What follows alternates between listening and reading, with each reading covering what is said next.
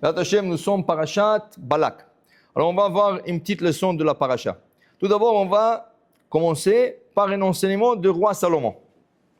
Le roi Salomon, il dit que Chanoch lana'ar al pi darko, gam ki yazkin lo yasur mena.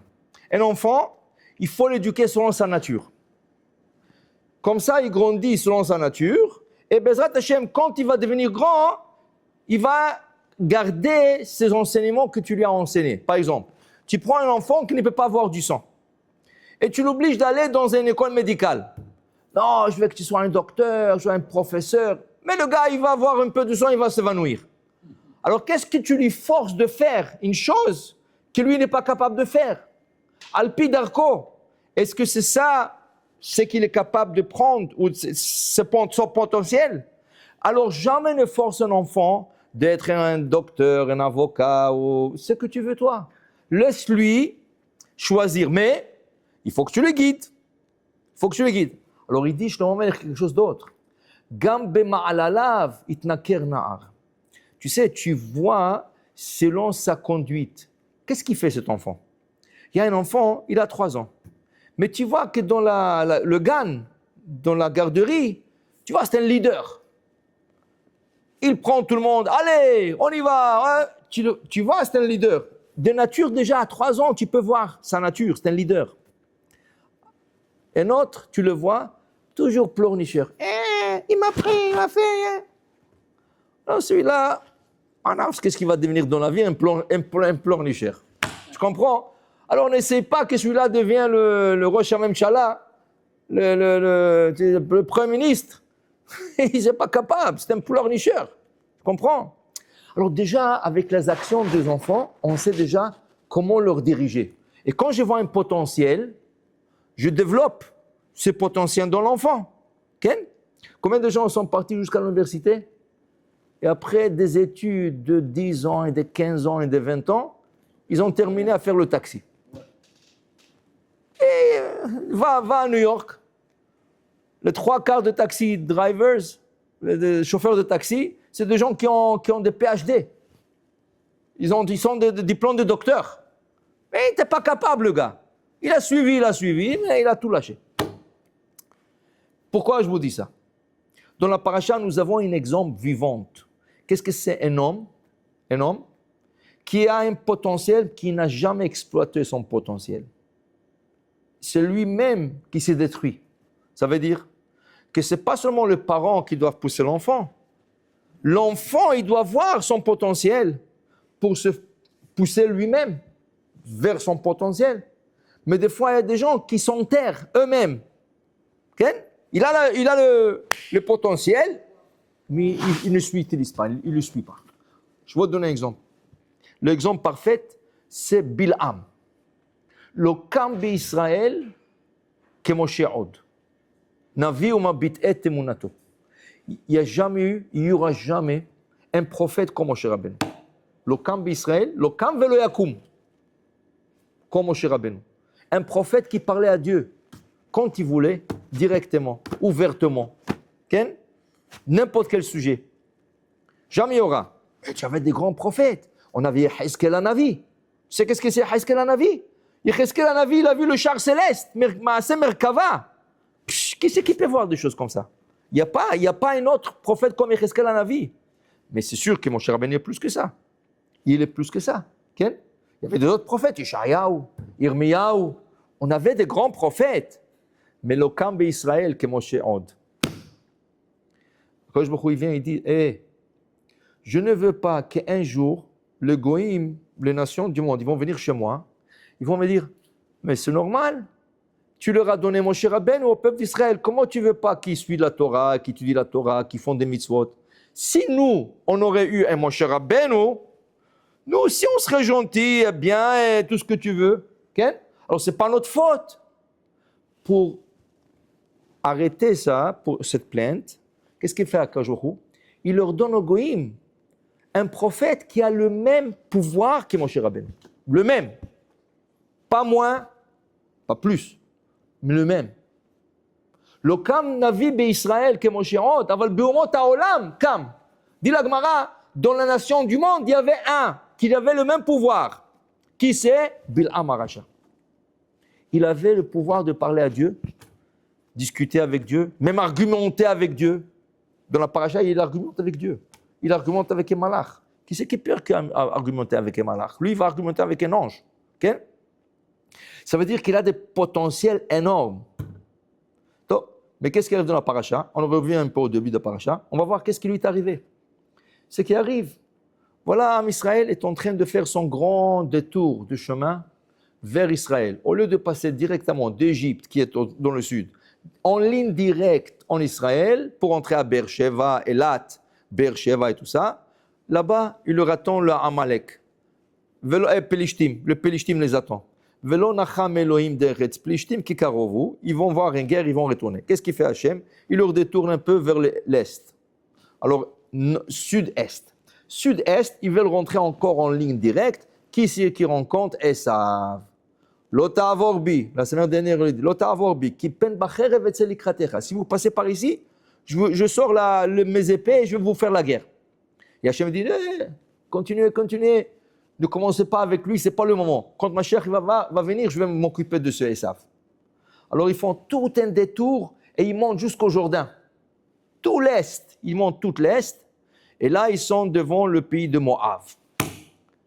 Moab, il le revoit. Et qu'est-ce qu'il dit, Moab? Wow. Ils vont me demander à moi. Et moi, je n'ai pas d'excuse de ne pas leur laisser passer. Je n'ai pas la force de Esav. Je n'ai pas la force de Pelishtim. Il a peur d'eux. Comment je m'en occupe de ce juif qui vont essayer de me demander droit de passage? Et d'ailleurs, la paracha de la semaine dernière dit que Moshe Rabbeinu leur demande le droit de passage. Okay? Il va, Balak, il engage le prophète des nations du monde, Bil'am. Pourquoi? Parce qu'il a fait son investigation sur Moshe Rabbeinu. Il a dit, comment ça se fait que Moshe Rabbeinu, il a pu partager l'eau de Yamsouf? Comment ça se fait que Moshe Rabbeinu est capable de descendre la manne? Comment ça se fait qu'il a battu Amalek? Comment ça se fait qu'il a fait tellement de plaies? Quelle est sa force? Où il a grandi, celui-là? Midian. 60 ans, il a vécu à Midian. Il a se marié à Midian avec Tzipora. Son beau-père, c'est Yitro. Alors je vais demander aux Midianites, est-ce que vous connaissez le secret de cet homme? Alors ils lui ont tous dit, tu sais, le secret de cet homme, c'est sa bouche. Lui, il a une bouche, tout ce qu'il demande à Dieu, Dieu l'exauce. Alors il dit, Bilam, j'ai aucune chance. Une épée ne servira pas. Voilà, Amalek est venu les attaquer, il n'a pas pu. Okay?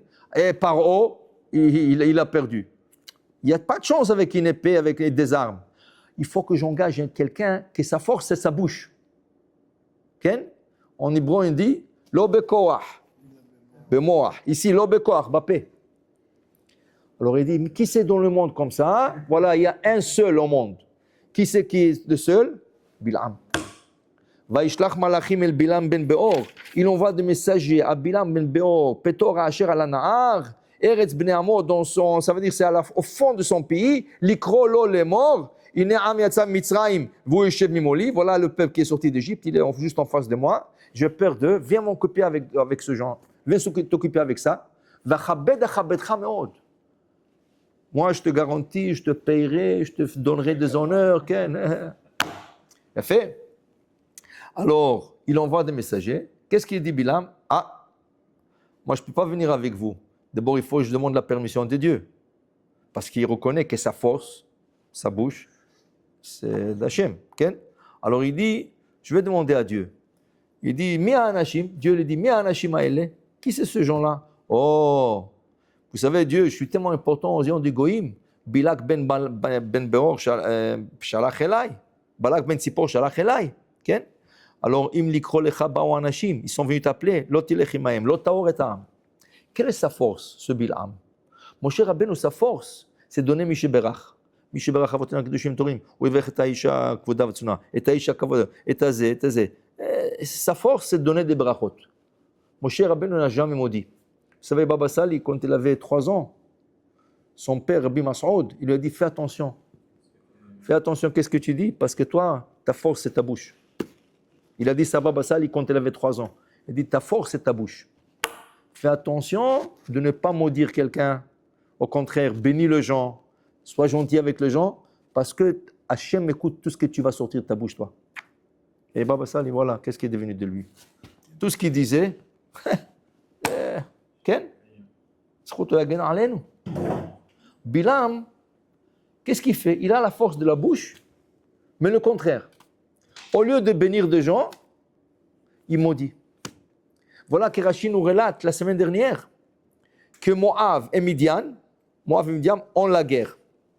Maintenant, Midian, qu'est-ce qu'ils font? Ils vont engager Bil'am pour maudire Moab.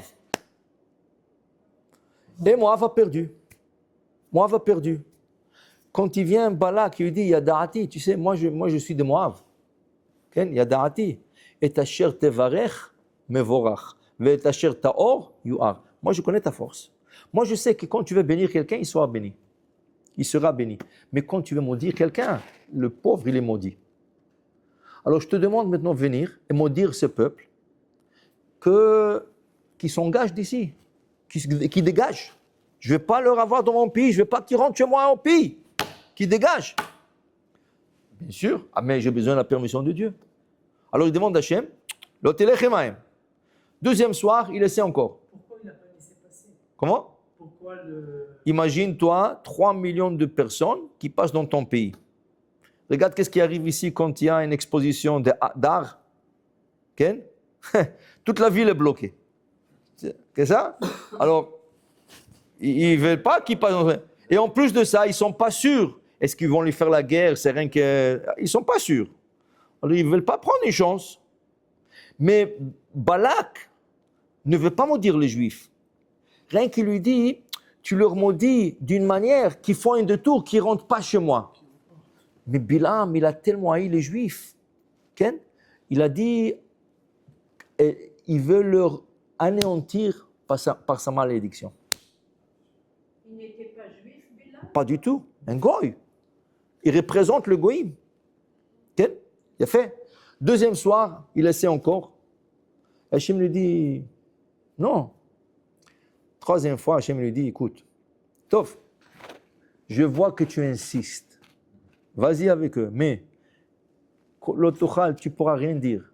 Et ta chair asim beficha, ototedaber. Moi, je te mettrai le mot dans ta bouche. Quand tu voudras dire quelque chose, moi, je te mettrai le mot. Qu'est-ce qu'il faut dire? Maintenant, Bilam, il dit, dit Rashi, au nom du Midrash, Bilam, qu'est-ce qu'il dit dans sa tête? Alors, je vais la voir. Je vais faire d'une manière qui ne va pas comprendre Dieu que je suis en train de leur maudire. Maintenant, il devient malin avec Dieu. Il pense jouer avec Dieu. Mais Dieu, il lit ta pensée dans ton cœur avant que la pensée arrive dans ton cerveau. Okay? Donc, alors, il s'en va. Il va avec eux. Il va avec eux. Je raccourcis l'histoire. 3 fois dans la route, un malach. Rachid dit malach shel rachamim. Un ange de miséricorde. Il est venu pour l'arrêter. Son âne dévie du chemin. Son âne écrase son pied contre le mur. Son âne s'affaisse. Okay? À la fin, il voit un malach. Ouh! Je ne savais pas que vous êtes là. Comment tu ne savais pas? Elle m'a vu. Non, on dit hamar. Elle est hamara. Mais c'est toi le hamar. Elle m'a vu 3 fois. Et le hamar m'a shufti shwalo. Tu n'as rien vu. Okay? Okay? C'était un bisaillon pour lui. Il dit, le malach, qu'est-ce que tu veux faire? Tu veux leur maudire? Mais tu ne pourras pas le maudire. Il dit, c'est toujours la même chose. Regardez comment il est audacieux. Qu'est-ce qu'il dit au malach? Tu sais, Dieu, il dit toujours des choses, il regrette. Excuse-moi, qu'est-ce que tu dis? Oui. Abraham Avinu, qu'est-ce qu'il lui a dit? Prends ton fils unique, va aller au Léola. Comme ça, il dit Dieu directement à qui? À Abraham. Qu'est-ce qu'il fait à la fin? Il regrette. Alors, pour ne pas regretter, qu'est-ce qu'il fait? Il envoie un malach. Et le malach, qu'est-ce qu'il lui dit? Abraham, al tishlach etra anar. Tu vois, Dieu il dit quelque chose, toujours il envoie un malach. Pourquoi Dieu n'est pas venu me le dire? Hier soir, quand je lui demandais, il m'a dit, ok, tu veux aller avec eux, vas-y. Et maintenant, il m'envoie un malach pour me dire, non, ne va pas. Toujours, il fait la même chose. Zama, Dieu, il dit quelque chose et après, il regrette. Le malach, il dit, moi, je suis venu ici pour te sauver. Pour sauver ton honneur. Tu vas perdre ton honneur. Alors, tu veux? Vas-y. Avance. Alors, il va. il arrive à Moab, Ken. Il arrive à Moab et Balak lui dit, Bechavod, voilà, ils sont juste en face, il le prend sur une colline, il dit juste tu vois le peuple, va leur maudire. Ken. Alors il se prépare pour maudire, et là, il essaie de maudire, et Dieu dit, non, qu'est-ce que je te dis? Moi, je te mettrai le mot dans ta bouche. Il veut maudire, et Dieu il lui prend chaque malédiction, il la tourne en bénédiction. Il est obligé de la sortir de la bouche. Première fois, deuxième fois, troisième fois. 3 reprises, il essaie de maudire, et à 3 reprises, Dieu il prend ses malédictions, il le retourne en bénédiction. Okay? Il a fait. Maintenant, dans la troisième bénédiction, il se bénit lui-même. Il dit, Tamot nafshi mot yesharim vetiya charito kamo. J'espère mourir comme un juste juif et que ma fin soit comme les juifs. Comment ils font les enterrements? Le rabbin vient, fait la cérémonie, ils font la shiva, ils font le shloshim, le 30 jours, et l'année, le su'udot, avec mariage après la mort, ça. Okay? Alors il dit, Tia chariti kamo, j'espère être comme eux. Okay? Alors je me dis, Racha, si tu vis comme un juif, tu vas mourir comme un juif. Mais tu vis comme un goy. Tu veux maudire les juifs et après tu veux mourir comme un juif. Tu exagères un peu. Pas un peu. Voilà. Okay? Alors qu'est-ce que ça veut dire ça? Ça veut dire que lui, il avait le pouvoir d'être Moshe Rabbeinu chez le goïm. Regarde, on dit que le goïm avait un prophète, mais pas à sa taille à lui, comme Bil'am. Ils avaient Eyov. Et on dit dans le prophète, Ish tzaddik aya be'eretz ut. Voyez, tzaddik. Eyov était un tzaddik.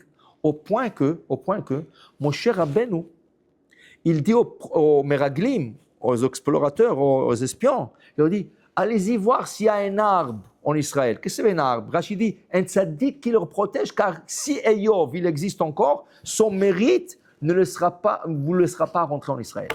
Et justement, le jour que les explorateurs sont rentrés en Israël pour espionner la terre, il est mort, Eyov. C'était leur chance de rentrer et conquérir, mais ils ne voulaient pas à la fin. Okay? Alors, tu vois, hein, un prophète goy, tzaddik, il y a des goyim tzaddikim. Okay? Bilam, s'il voulait, il pouvait être le Moshe Rabbeinu des goyim. Lama, parce que Balak il dit, Yadati, moi je sais, et ta chair tevarech, mevorach. Mais tu as le pouvoir de bénir aussi. C'est pas que Dieu t'a donné la possibilité que de maudire. Il t'a donné aussi la possibilité de bénir. Mais lui, il a choisi le mauvais. Alors, il lui dit, c'est dommage pour toi, tu as perdu. Okay? Mais non, il pouvait avoir de bonnes prophéties pour éduquer le goïm. Regarde, jusqu'à cette date que l'Am Israël est arrivé à Moab, le goïm, après les déluges, tu parles à peu près 500 ans, plus, tu parles presque 1000 ans, depuis le déluge jusqu'à Moshe Rabbeinu dans le désert. Presque 1000 ans. Le goïm, après le déluge, on dit qu'une des graves raisons qui ont causé le déluge, c'est l'adultère, qui changeait les femmes entre eux, qui suivaient les femmes et tout ça. Okay? Les goïm, ils ont fait un accord, celui qui s'attrape à faire l'adultère, il sera brûlé, tué, pas pardonné. Tout ce qu'on le voit, regarde, c'était une loi même chez les Juifs. Tamar, la belle-fille de Yehuda, okay, la petite fille de Yehuda, du coup elle est enceinte, mais elle est veuve. Comment elle est enceinte? Zanta Tamar Kalatecha. Elle a commis un adultère. Tout de suite, le tribunal juif, qu'est-ce qu'il dit Yehuda? Otziuhua vetisaref, il faut la brûler. C'est la loi. C'est lui qui commet l'adultère, tu le brûles. Les gens tremblaient de ça. Il n'y avait que de la modestie dans le monde. Les gens étaient modestes, ils gardaient distance des femmes. Tu as une femme, tu pouvais avoir plus qu'une femme. Pas de problème. Mais tu ne commets pas l'adultère avec des filles célibataires, des femmes mariées. Chas v'shalom, tu ne commets pas ça. C'est la première fois après le déluge, 1000 ans après, Bil'am, le prophète des nations du monde, il brise les barrières. Qu'est-ce qu'il fait à la fin de la paracha? Il dit, je ne pouvais pas le maudire. Dieu, chaque fois, il me tourne sans bénédiction. Alors, je pouvais leur détruire. Comment? Parce que je sais que Dieu n'aime pas l'adultère. Alors il leur donne le conseil à Moab, ouvrez un marché, mettez des jeunes filles, le jeune garçon juif, ils vont venir, ils vont leur donner à boire, ils vont les emmener dans la chambre à coucher et tout ça, ils vont fauter, et là Dieu va s'énerver contre les juifs et ils vont les tuer. Est-ce qu'il avait tort? Non, il avait raison. 24 000 garçons juifs sont morts ce jour-là. 24 000. Avec, dit Rashi, comment? Toi, tu es le prophète du monde, le Goïm, tu es censé de donner le bon exemple. Qu'est-ce que tu leur dis? De faire l'adultère. Maintenant, tu causes qu'à ces filles-là, pas seulement tu as fait pécher le garçon juif, tu as causé que les 24 000 filles qui ont gardé eux-mêmes, qui n'ont jamais fait d'adultère, tout ça, tu leur as poussé à faire l'adultère, alors tu as causé l'adultère dans les deux camps, le camp juif et le camp goy. C'est ça un prophète? C'est ça un navi, que Dieu lui donne le pouvoir de lui parler, de lui demander, mais argumenter, tout ce que tu veux. Okay? Qu'est-ce qu'il fait? Il brise les barrières. Et depuis, voilà le coup ce qu'on a aujourd'hui. Okay? C'est Bilam qui a cassé ces barrières. Sinon, le monde aurait continué avec la modestie, avec la timidité, la pureté. Okay? Alors, qu'est-ce que tu vois? Bilam, il a pris ses forces que Dieu lui a données. Okay? Au lieu de le canaliser vers le côté bon, il les a canalisés vers le mal. C'est comme un enfant.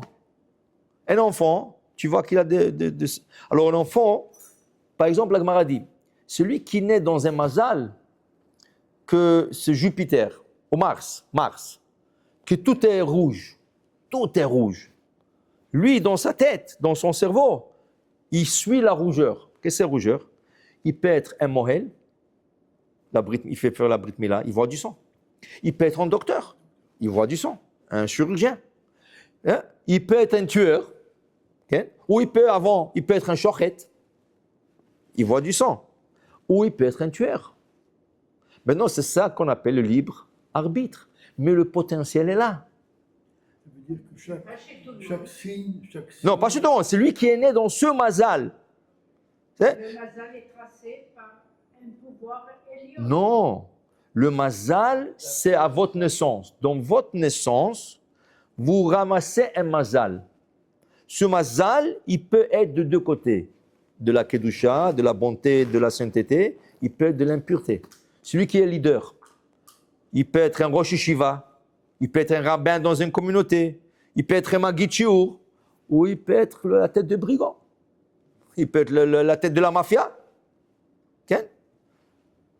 Le problème, c'est comment sortir de ça. Voilà. Ça veut dire qu'il faut que tu te diriges toujours vers le bon chose.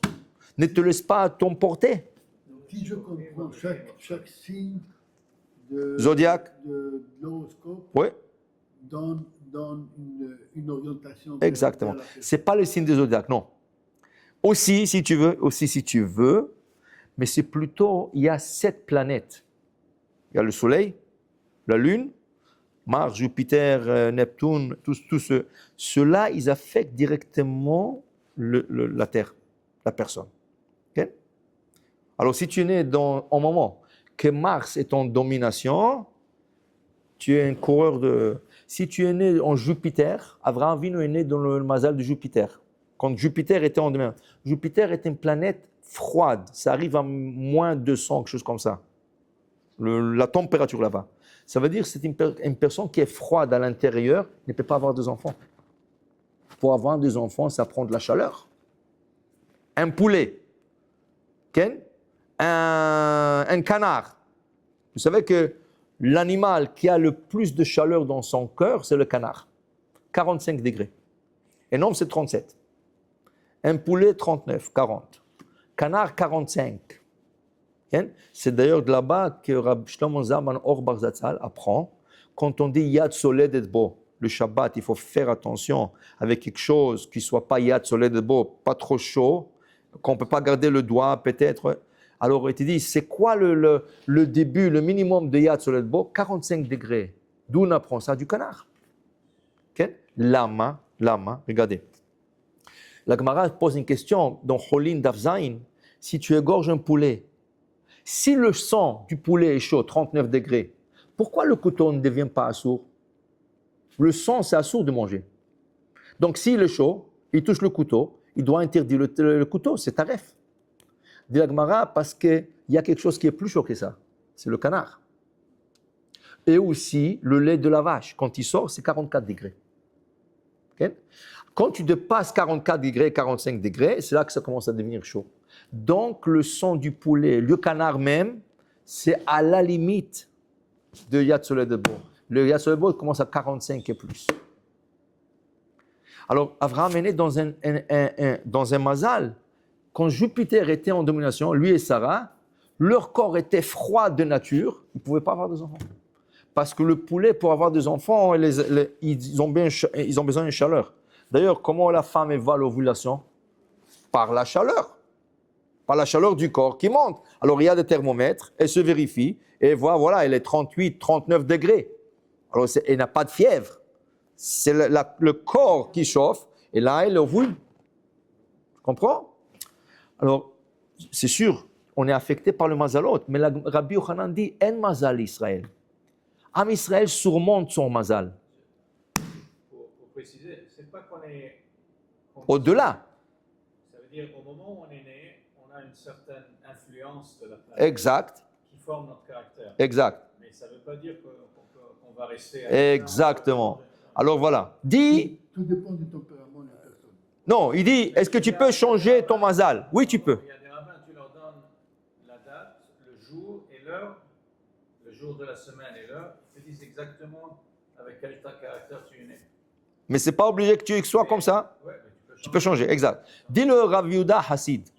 Il écrit dans Sefer Hasidim, Rabbi Yehuda Hassid, il dit que chaque enfant peut changer ses caractères, ses mauvais caractères, traits de caractère, pour de bon, jusqu'à l'âge de 18 ans, s'il pratique ça en 40 jours suivis. Ça veut dire, quelqu'un qui est né coléreux, si pendant 40 jours, il essaye de ne pas se mettre en colère du tout, il est garanti et promis que c'est fini, il a brisé son mazal de colère.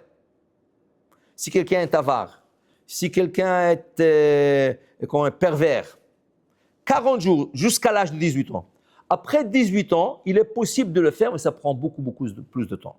Comme dit Rav Moshe Feinstein Zatzal, il dit qu'il était de caractère de colère. Pourquoi? Tous ceux qui naissent le lundi, leur caractère, c'est la colère. Lundi, à l'est, parce que lundi, il y avait la dispute entre les deux eaux. Quand Hachem a séparé l'eau, l'océan et le ciel, alors l'eau en bas a commencé à se disputer avec l'eau en haut. Pourquoi vous êtes en haut, proche de Dieu? Nous aussi, on va être proche de Dieu. Et ça a commencé le mahloket. Okay? Alors celui qui naît le lundi, ça a causé que dans la nature, dans la création, tout celui qui naît le lundi, il va être de tempérament chaud et coléreux. Tu comprends? Et d'autre part, celui qui naît le mercredi, il va être beau comme le soleil et la lune. On ne va pas passer sur. Il y a dimanche, lundi, mardi, mercredi, jeudi. Il y a chaque jour. Maintenant, tu peux changer tout ça. Il va falloir que je cherche Quel jour tu es né, toi? Moi, je suis sûr que tu es né le dimanche, lundi, mardi, mercredi, jeudi. Tu es né... Parce qu'il est bon, il est gentil, il est haïssé, tout ce que tu veux. Alors, il a pris tout le jour, lui. Et ceux qui sont mauvais, Ah oui, si, ils sont... Alors, vous comprenez? Alors, voilà. Bilam, il est né d'une nature mauvaise. Mais il savait qu'il pouvait changer. C'est pour ça qu'il se souhaite. Tamot nafshi, mot isharim, j'espère de mourir comme un juif. Mais attends une seconde. Qu'est-ce que tu fais pour mourir comme un juif? Qu'est-ce que tu fais pour? Tu es un prophète du monde. Tu n'es pas n'importe qui. Tu as plus la possibilité de changer ton caractère, ton mazal, en allant vers le bien. Commence à bénir les gens. Tu sais, au lieu de maudire les gens toute la journée, au lieu de dire aux gens, tu sais, si je maudis celui-là, il est maudit. Alors paye-moi un peu. C'est ça qu'il faisait. Il chargeait les gens de l'argent. Qui tu veux que je maudis pour toi? Qu'est-ce que ça veut dire ça? Au contraire, fais brachot, bénis les gens. Pourquoi tu maudis les gens? Okay? Alors Bilam, il savait ça, mais il pouvait pas. Alors c'est très intéressant. Vous savez, dans la nature, il y a comment on appelle cet animal? En anglais, c'est beaver. Sanglier. Non. Avec les dents. Oui, le grand dent, Ouais. il est dans le fleuve toujours et il construit des barrages. Il construit des barrages. Nous, comment ils s'appellent? Au Canada, il y a beaucoup. Ils sont toujours en... Hein? Au Canada, Oui, bien sûr. Ils construisent des barrages. Ils construisent des barrages. Et ils vivent sous l'eau toujours. Ils sortent de temps. Comment on appelle beaver en français? Castor. Castor. Le castor. Castor. Alors le castor, vous savez, ils ont quelque chose de très spécial. Quand il marche que droit. Il ne peut pas marcher ni à droite ni à gauche. Qu'est-ce qu'ils font les chasseurs pour l'attraper? Quand ils le voient de loin, ils commencent vite à creuser un trou. Ils vont derrière lui, ils commencent à le suivre. Lui, il essaie de se sauver. Mais il ne peut pas aller ni à gauche ni à droite. Il va directement dans le trou. Et jusqu'avant qu'il tombe dans le trou, il commence à pleurer. Dit le Rav Shvadron, c'est ça le Rechaim. Il y a un trou, il voit qu'il va dans le mauvais chemin, il va tout droit. Il ne peut pas s'arrêter. Il va tout droit jusqu'à qu'il tombe dans son trou. Le Rechaim sont comme des castors. Si tu es capable, sors à droite, sors à gauche, sauve-toi. Mais le Racha, il voit où est-ce qu'il s'en va. Il va dans le trou et il continue, et il pleure et il continue. C'est ça Bilam. Il ne pouvait pas s'arrêter. Il ne pouvait pas s'arrêter ses qualités. Il allait. Il savait qu'il va être après puni par Dieu. Mais il dit, j'espère mourir comme un juif. Il dit, tu ne vas pas mourir comme un juif. T'en fais pas. Tu ne vas pas mourir comme un juif. Mais vous savez quoi? Vous savez quoi? À la fin, lisez un Orachem Akadosh. Waouh, quel Orachem Akadosh. Il a été réincarné dans l'âne de Rabbi Pinchas Ben Yair, beau-père de Rabbi Shimon Bar Yochai. À cause de sa prière, à cause de ce qu'il s'est prié pour lui, Dieu lui a fait revenir dans ce monde. Chaque fois, il était rachat, moins. À la fin, il lui a réincarné dans un âne. Et cet âne a servi le beau-père de Rabbi Shimon Bar Yochai. Cet âne mangeait que kasher. Et la Gemara dit, si le premier Chachamim, le rabbin, il y a 2000 ans, 3000 ans, était des anges, nous sommes des hommes. Et si tu considères les autres rabbins comme des hommes, nous sommes des hamorim. Mais même pas l'âne de Rabbi Pinchas Ben Yair. Sa prière à la fin lui a servi. Bon, il est un âne, mais au moins d'un grand tzaddik. Il a eu le mérite qu'un grand tzaddik chevauche sur lui. Alors si tu aurais prié dans ta vie, Dieu, aide-moi à devenir un tzaddik, aide-moi de changer ma nature, aide-moi, tu l'aurais fait. Mais une prière qu'il a fait, il a changé son mazal. Il a changé son mazal. Pour dire dans la vie, tu as un mazal. Okay? Tu as le libre arbitre aussi. Tu vois un enfant, commence à l'éduquer quand il est petit. C'est pourquoi Gam ki azkin, comme ça, quand il va devenir vieux ou plus âgé, il sera dans ce beau chemin. Quand tu vois un potentiel dans un enfant, dirige-le vers ce potentiel. Donne-lui la bonne direction, le bon chemin. Pourquoi? Tu l'aides. Parce que si lui choisit, il fait son mauvais choix, des fois c'est trop dur pour lui de changer. Alors aide, pousse-le de l'arrière, pousse cet enfant pour lui donner la bonne direction. Gam ki azkin, même qui va devenir plus âgé, tout ça, lo yasur memena, il sera toujours dans le bon chemin. C'est pour ça qu'on dit que les enfants, c'est comme un arbre. Voilà. Si tu le plantes... Qui a dit ça? David Amelech. Banecha keshtilez zetim. C'est comme des plantes des oliviers. Si tu plantes tout droit et tu mets un petit bâton, le bâton, ça veut dire que si tu es derrière avec le petit enfant avec un bâton, si tu fais ça, pas donner des coups. Il a peur, il va grandir droit. Si tu laisses ça pousser comme il veut, c'est un enfant, laisse-le, il est petit, là. Il commence à devenir croche, tu ne pourras pas le redresser. Alpi Darko, mais quand il est encore petit, donne-lui la bonne direction. Oui. Bon chemin. Bon chemin.